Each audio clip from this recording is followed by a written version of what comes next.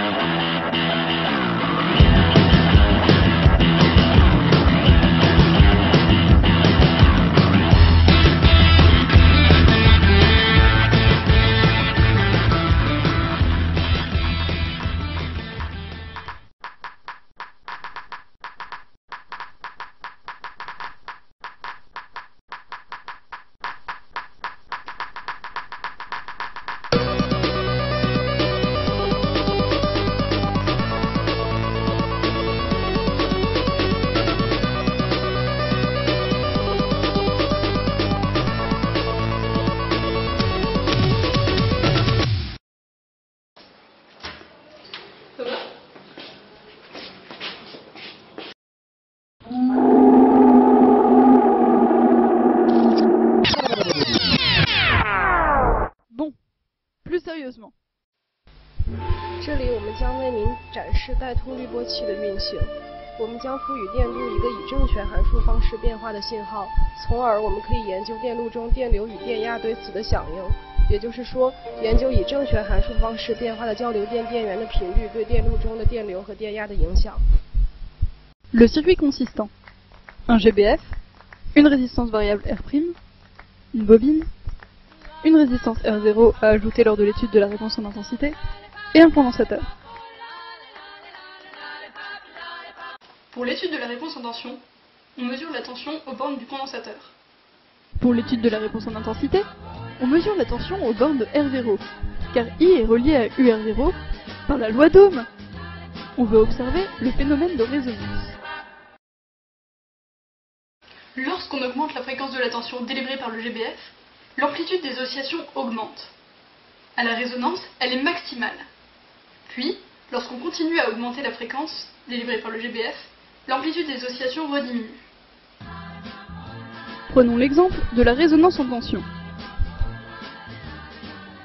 Lorsqu'elle se produit, on a, à la fréquence de résonance, la valeur de la tension aux bornes du condensateur qui est maximale.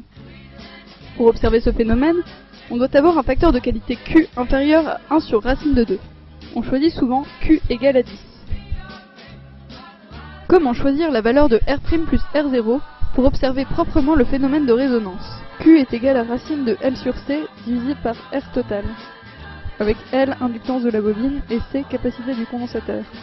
On peut donc déduire la valeur de R total en connaissant Q. Puis, en connaissant les valeurs des résistances internes du GBF, ici 50 ohms, et de la bobine, ici 62 ohms, on peut déduire la valeur que doit avoir R' plus R0. On choisit par exemple R' égale à R0 égale à 100 ohms.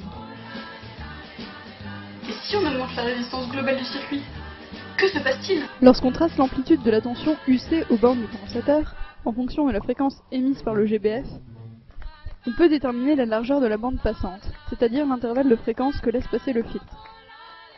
Les fréquences de coupure basse FB et haute FC, délimitant cette bande, sont déterminées graphiquement. On sait que UC de FB égale UC de FC est égal à l'amplitude à la résonance divisée par racine de 2. On remarque que plus la résistance globale du circuit est grande, plus la bande passante est large. C'est un peu laborieux de repérer la fréquence de résonance de façon classique. Il faut faire varier la fréquence émise par le GBF et regarder pour quelle valeur de cette fréquence l'amplitude des oscillations est maximale en ce qui concerne la tension aux bornes du composant que l'on étudie. Pour la résonance en intensité, un autre moyen de détecter la fréquence de résonance est d'utiliser le mode XY, qui permet de visualiser le déphasage entre la tension aux bornes de la résistance R0 et du GBF. Lorsqu'on n'est pas à la résonance, il y a deux valeurs de tension différentes aux bornes de la résistance R0 et du GBF, pour un même temps donné. On observe donc une ellipse. À la résonance, la valeur de la tension aux bornes de R0 et du GBF est la même pour un même temps donné.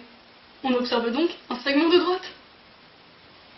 为什么我们要研究电路中电流和电压的响应呢？理论难道不够吗？ Pour caractériser la résonance électrique globale du circuit, il faut étudier la résonance de deux grandeurs, la tension et l'intensité, dont l'une est la dérivée temporelle de l'autre. De plus, étudier la réponse en courant a des avantages, car on peut encore percevoir la résonance malgré un très fort amortissement, alors qu'on ne l'aperçoit plus avec la réponse en tension. Vous voyez? C'était facile!